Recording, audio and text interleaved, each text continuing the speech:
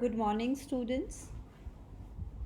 As we are discussing about animal tissue, the next animal tissue is connective tissue. The cells of connective tissues are widely spaced. The basic function is to provide support and connection between the different organs. So we had four type of connective tissue. First is areolar, adipose, skeletal, and fluid. Let us discuss about these. The first one is areolar tissue. This tissue fills spaces inside organs and is found between the skin and muscles, around blood vessels, nerves, and in the bone marrow. Its function is supports the organ and help in the repair of tissues. And next is adipose tissue. It found below the skin, around the heart, brain, and below eyeballs. It acts as an insulator and prevent loss of heat from the body. This adipose tissue are filled with fat globules, and this stores fats, so that's why it acts as an insulator and prevents loss of heat from the body. Connective tissue is skeletal tissues, as by name means it forms the skeleton of the body, which gives the shape to the body. In this tissue it contains parts like bone, ligaments, tendons, cartilage. First, bone.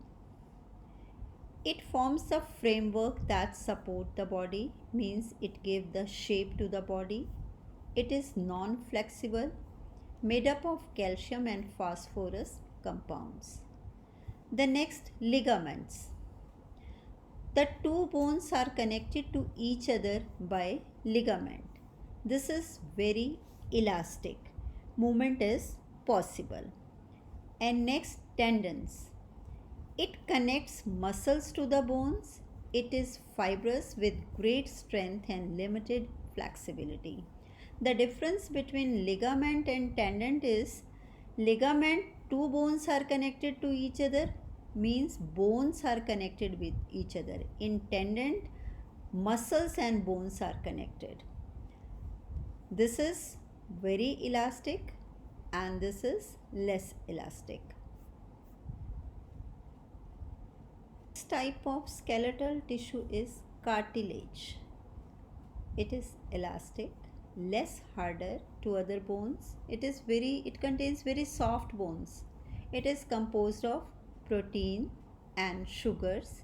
It present in nose, ear and larynx. Next part of connective tissue, that is fluid, or this fluid is known as blood, and all of you are familiar with the blood and its components.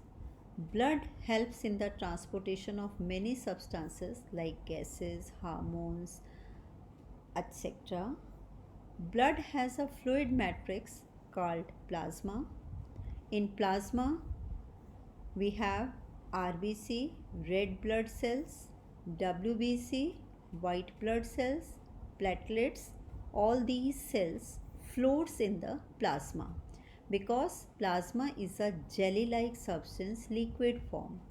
It also contains proteins, salts and hormones. Now you know already about RBCs. They are red colored. Why they are red color? Because of the presence of a pigment. Which pigment? Hemoglobin, which helps in the transportation of oxygen. And WBC, they protect our body by the harmful bacteria. They are our immune system. They are our soldier of our body. when any germs enter in our body, or bacteria or the microorganism enter in the body, they fight with them, and if they defeated, then we fall ill, and if they wins, then we remain healthy. And next is the platelets.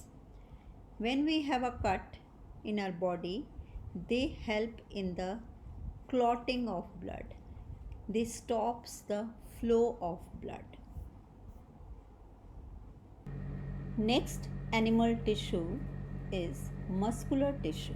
It's a very important, which is visible to you also, that movement happen in our body with the help of muscular tissue. They are capable of contraction and relaxation. हमारी muscles हैं, hands, legs, we can move with our own will also. Muscular tissue are of three types: striated muscles, smooth muscles, and cardiac muscles. Now, in muscular tissue, first striated muscles or skeletal muscles, or we call it as voluntary muscles. These muscles are attached to the skeleton by tendons, voluntary. These muscles get tired and need rest. Cells of these muscles multinucleated and unbranched. जो इन muscles के sales होते हैं, इनमें एक से ज़्यादा nucleus होते हैं and they are unbranched. It contains special proteins called contractile proteins which contract and relax to cause movement. इनकी मसल्स में एक स्पेशल प्रोटीन होता है जिसकी वजह जो कॉन्ट्रैक्ट करता है और रिलैक्स करता है, जिसकी वजह से मूवमेंट पॉसिबल है. As they are called as voluntary muscles because we can move with our own wish. अगर हम चाहते हैं इनको मूव करना तो हम मूव कर सकते हैं. If we want to stop, we can stop. These are present in the muscles of hands, legs, etc. Next is smooth muscles, or we call it as involuntary muscles. The name is smooth muscles or involuntary. Involuntary means which are not in your control. These muscles are involuntary, uninucleated. Uninucleated means in their cells they have only single nucleus, and spindle shape. The shape is like this spine shape. These are found in the walls of stomach, intestine, bronchi, iris of eyes, etc. The action of these organs are not in your hand, so they are called as involuntary muscles. Cardiac muscles. These muscles are involuntary. Involuntary means you cannot control their action. Only found in the walls of heart. These are uninucleated and branched. Uninucleated means their nucleus also have single cell.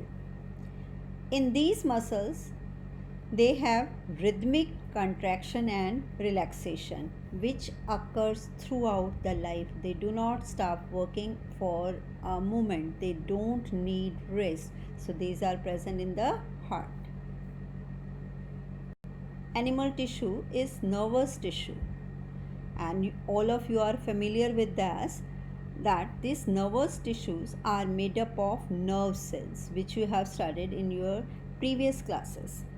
So cells of nervous tissue are highly specialized for being stimulated and then transmitting to stimulus very rapidly from one place to another. Means they carry message or information from body part to the brain and bring back the message from brain or spinal cord to the muscles. So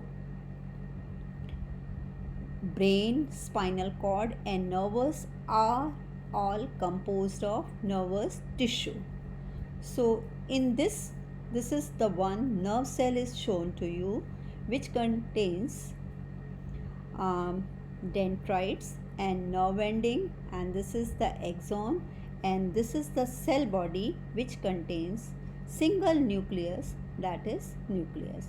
So with this, all about your animal tissue.